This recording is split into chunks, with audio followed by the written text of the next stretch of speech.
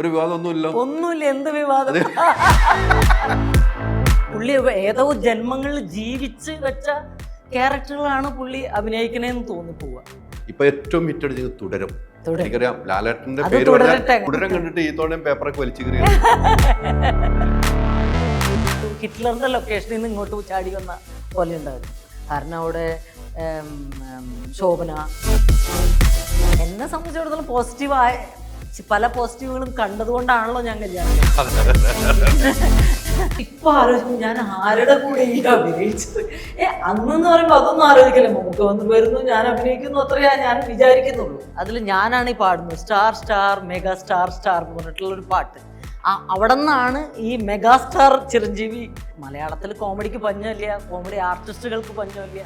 അങ്ങനെ വെച്ച് നോക്കുമ്പോൾ പുള്ളി ചെയ്യുന്ന കോമഡിക്ക് ഒരു വ്യത്യാസമുണ്ട്. അതായിരിക്കാം എനിക്ക് ലാലേട്ടനെ എതിർക്കുന്ന പോലത്തെ ക്യാരക്ടർ മതി.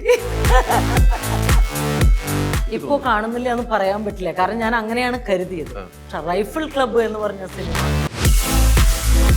സിദ്ദിഖ് ലാലും തന്നെയാണ് എൻ്റെ മനസ്സിൽ എപ്പോഴും. കാരണം അവർ രണ്ടുപേരും ഡയറക്റ്റ് ചെയ്ത പടമാണല്ലോ ഞാൻ മാന്നാർ മത്തായി ചെയ്തത്. ഒറ്റ കാര്യം ചോദിച്ചാൽ വിവാദമല്ല, രാഷ്ട്രീയത്തിലേക്ക് വല്ലതും പോകുന്നുണ്ട്?